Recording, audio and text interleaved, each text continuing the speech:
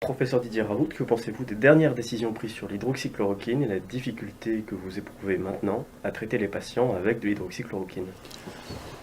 Écoutez, depuis le départ, les uns et les autres pensaient dans tous les pays les plus riches que le remdesivir allait être le traitement miracle du Covid-19. Ça l'est pas, ça marche pas. Ça donne des insuffisances rénales, il faut perfuser les gens pendant 10 jours. Et à la fin, après 8 mois d'essais publiés, il faut bien se rendre compte d'une chose, c'est que ça ne marche pas. On reviendra dessus. Et cette volonté de voir absolument ce médicament très cher, très nouveau, très moderne, être le traitement de référence, a emmené à considérer l'alternative par l'hydroxychloroquine depuis le départ comme étant impossible et irréaliste. Et c'est la position qu'ont conservé les pays occidentaux les plus riches, avec qui, dont globalement le bilan en termes de mortalité est plus lourd que tous les autres pays. Le problème de la santé, le traitement. Nous, on a un problème un peu particulier. Nous, on a un individu qui est nobélisable, qui a été vu au Sénat, qui a fait un rapport remarquable que j'ai lu auprès de la commission du Sénat. Je ne sais pas si c'est à la santé ou aux lois, je ne sais plus quelle commission. Enfin, il a été reçu chez vous. Le personnage est atypique, il est génial. Il est nobélisable, il est exceptionnel. Il a fabriqué son IHU tout seul. Et sous prétexte qu'il a les cheveux longs, il a été moqué longtemps. Ok, pas grave, on a l'habitude dans le Sud. Mais la réalité, c'est que quand même, nous, on est collés à l'Italie et qu'on est rentré pratiquement les derniers en zone rouge et on est sortis les premiers de la zone rouge pour entrer en zone verte. Nous, on a fait un truc qui est simple. Hein. On a dépisté Toulon, Nice, Marseille. On a isolé, mais pas confiné à domicile, pour faire en sorte que, comme ça, toute la famille est contaminée. Et on a traité. Alors, est-ce que le traitement du professeur Raoult est le bon? Maintenant, j'en sais rien. Et moi qui suis médecin, qui ai eu 4 membres de ma famille contaminés, qui ai eu 8 membres de mon cabinet, qui ai eu 25 membres de mon hôtel de région ici, je suis le premier en France à avoir fermé mon institution parce que j'avais un cluster, je les ai tous fait dépister, je les ai tous fait soigner, je les ai tous hospitalisés, j'ai eu personne en réa, j'ai eu personne qui est mort, et j'ai mon truc qui marche. Donc, je ne dis pas que notre système est extraordinaire. On verra, il y aura des commissions d'enquête. Je me suis battu sur des terrains face à des académiciens de médecine qui disaient n'importe quoi sous prétexte qu'ils étaient académiciens. Et quand vous êtes médecin, c'est quand même très difficile d'avoir un patient en face de soi et de dire au patient, mais écoute, voilà, je ne peux pas te soigner. Je ne sais pas pourquoi j'ai plus le droit d'ailleurs, mais tu vas rentrer chez toi, tu vas prendre du Doliprane et quand ça ne va pas, tu téléphones au SAMU parce qu'on va t'hospitaliser, te mettre en réa. C'est de la folie pure, ça. Quand on est médecin, on ne peut pas l'accepter. Et on a été globalement démunis. Puisque vous me parlez du professeur Raoult, d'abord, je le dis, nous avons en France la chance d'avoir le meilleur scientifique français reconnu sur la scène internationale, le plus grand chercheur. Bon, je ne dis pas, et lui non plus ne le dit pas, d'ailleurs vous avez procédé à son interview où il a répondu avec beaucoup de modestie il y a quelques jours de cela, que c'est la solution, qu'il y a un remède absolu à ça, mais il n'y avait aucun remède. On a prescrit du Doliprane à tout le monde, c'est-à-dire qu'on a prescrit aucun remède. Jamais on ne dit il y a des milliers de morts du Doliprane à cause du Covid. Là où il y a à l'IHU de Marseille un taux de mortalité de ceux qui ont été placés en urgence ou en réa de 0,5% et que dans la moyenne des CHU de France, il est de 5%. Donc, parfaite ou imparfaite, il y avait une solution. Je ne comprends pas pourquoi on s'est livré à cette espèce de lynchage médiatique. Les choses, malgré tout, ont fini par commencer à être évaluées. Nous, bien sûr, mais d'autres, avec des essais thérapeutiques qui ont commencé à être mis en France. Le problème de toutes ces études, c'est que pour qu'elles puissent vouloir dire quelque chose sur le protocole Raoult, il faut le respecter. Et c'est quoi le protocole Raoult? C'est 2 choses. C'est associer la molécule de chloroquine à une molécule d'antibiotique, premier point. Et deuxième point, c'est de donner aux malades en première phase et non pas dans une phase plus désespérée, deuxième phase grave. Ça ne marche pas. Donc voilà, moi je vois qu'en France, y compris, on a lancé des études qui ont tout fait pour biaiser le résultat. Soit qu'elles n'associaient que la molécule de chloroquine sans avoir la molécule d'antibiotique, soit qu'elle donnait ce traitement uniquement dans une deuxième phase. Moi, ce que je constate, c'est que... qu'on cherche à disqualifier les travaux du professeur Raoult? Certaines études, je pense que oui, bien sûr, et je pense qu'aujourd'hui, on meurt 4 fois moins à Marseille. Alors, est-ce que c'est parce qu'à Marseille, il y a une météorologie spéciale? Mais ça, c'est un chiffre. Voilà. Quand le professeur Raoult publie des analyses sur 1000 patients, on devrait vouloir s'en inspirer.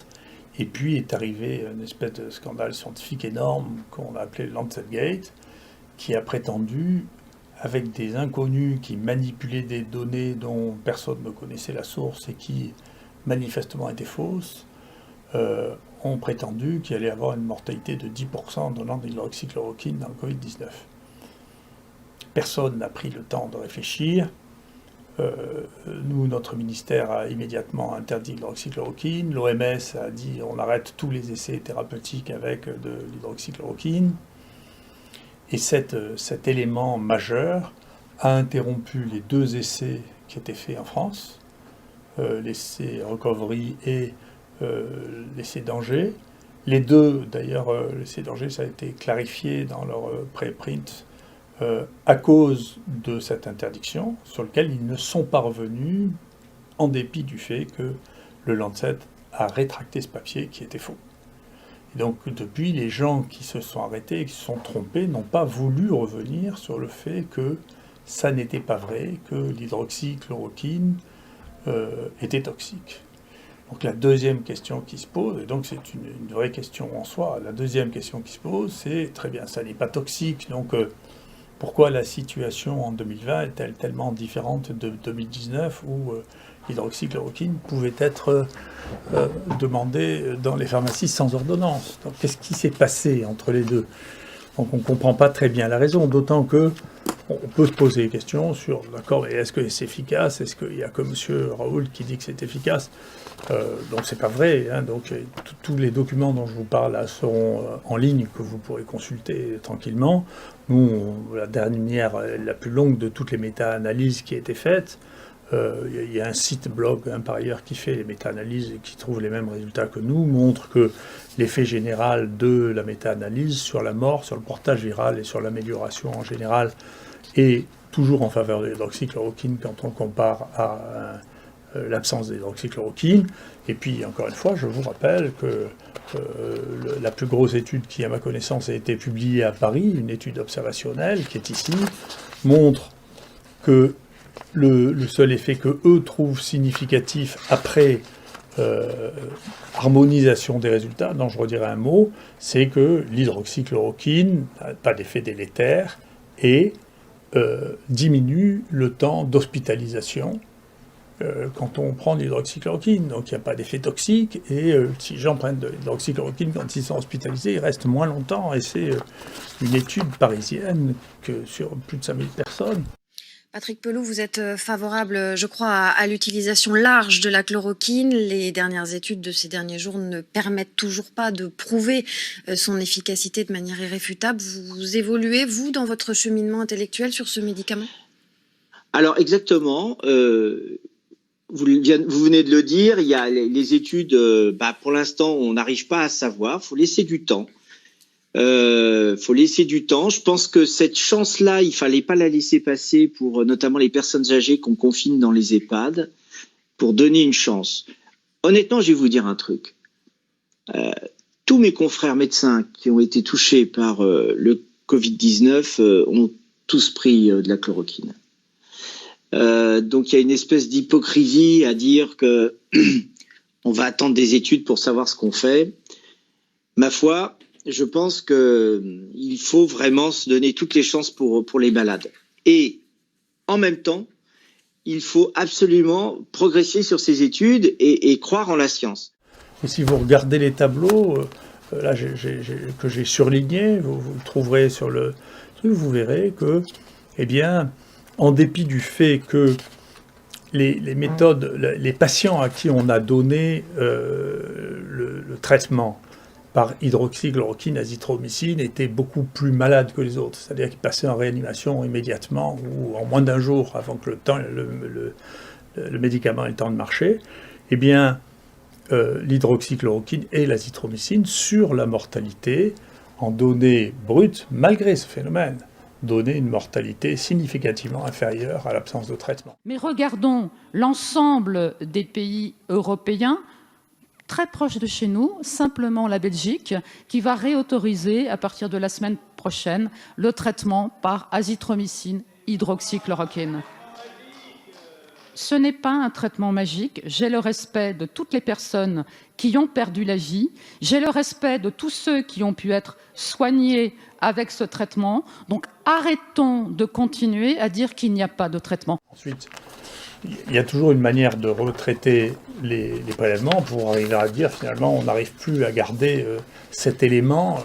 Parfois même on arrive à le transformer en élément inverse. Mais en pratique, les gens qui ont été traités, en particulier avec l'hydroxychloroquine et l'azithromycine, étaient plus graves et ils sont morts moins souvent et ils sont sortis plus tôt de l'hôpital que les autres. Ceci ensuite a été confirmé par l'étude que tout le monde attendait de l'OMS, c'est-à-dire que le Remdesivir ne marche pas. Ça, c'est la conclusion finale de ce papier qu'on attendait beaucoup. Eux concluent que l'hydroxychloroquine n'a pas d'effet. Mais il manque quelque chose de très important dans ce papier, qui est la toxicité. Parce que si l'hydroxychloroquine n'est pas toxique, le Remdesivir, lui, a une toxicité rénale qui est bien connue.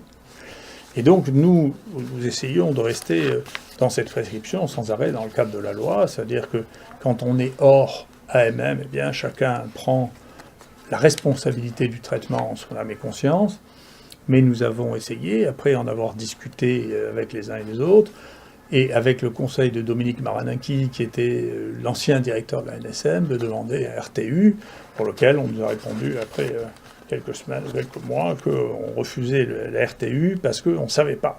Donc, encore une fois, ceci ne peut pas être une prise de position scientifique consensuelle, parce que tout le monde, il n'y a pas de papier rapportant actuellement dans la littérature une toxicité supérieure de l'hydroxychloroquine, et il y a une quantité de papiers qui rapporte que l'hydroxychloroquine est efficace. Donc c'est une prise de position, qui est une prise de position, je sais pas, politique, personnelle, je ne sais pas ce qu'elle est, mais qui ne reflète pas un consensus scientifique sur lequel d'ailleurs, si on nous avait invités à débattre dans cette situation, quelqu'un d'entre nous y serait allé, mais on ne nous a pas posé la question, et on a envoyé tous les documents au fur et à mesure à M. Dominique Martin qui a signé cette décision. Et en même temps que ceci, quelle surprise, on reçoit en même temps de la Direction Générale de la Santé un mail qui nous dit qu'on va pouvoir utiliser gratuitement le Remdesivir, dont on a montré qu'il ne servait à rien, dont on a montré qu'il était toxique, qu'il donnait des insuffisances rénales, et peu de temps après, un papier de Gilead qui vend le Remdesivir, qui nous dit, écoutez, voilà, compte tenu du fait que l'Europe a acheté pour 1 milliard quelques jours avant le papier de l'OMS, de médicaments, et donc on peut vous distribuer du médicament gratuitement si vous le souhaitez, il suffira de le demander dans les conditions que vous préciseront ultérieurement à la DGS. Donc ça, c'est la situation. Après, nous, honnêtement, en tant que... on peut soigner les gens paisiblement avec des résultats qui sont ce qu'ils sont, c'est-à-dire qu'ils sont qu'on a des taux de mortalité extrêmement bas et on n'a eu aucun accident avec... l'hydroxychloroquine, ça va. J'ai bien compris ça, professeur, mais je me permets de vous reposer ma question parce que vous n'avez pas répondu. Est-ce que l'hydroxychloroquine, vous continuez à nous dire que ça marche contre la Covid-19 ? Ah bien sûr, nous on prescrit toujours, on a les résultats, on a la série de mortalité de patients hospitalisés la plus basse au monde à ma connaissance. Vous voyez, regardez, il y a encore un papier qui est sorti avec Recovery, il y a des gens qui ont 25% de mortalité, nous même dans les réanimations, on n'a pas ça. Ils ont 40% de mortalité dans la réanimation, je ne sais pas où ils vont prendre les malades, je ne sais pas ce qu'ils leur font. Donc encore une fois, je comprends pas.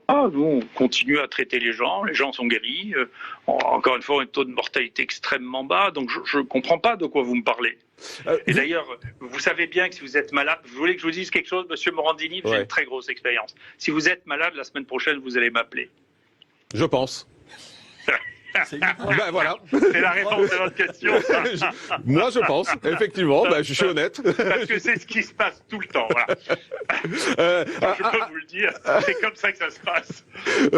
Professeur, quand vous voyez les réactions... Ça s'appelle la crédibilité, ça, monsieur Morandini. Quand vous voyez les réactions, professeur, que vous déclenchez en France, et vous nous le disiez, hein, vous avez des gens de pays étrangers, des ambassadeurs, des personnalités qui vous remercient pour ce que vous faites. Si vous aimez ce travail, abonnez-vous. appuyez sur la cloche et mettez un pouce vers le haut. Merci.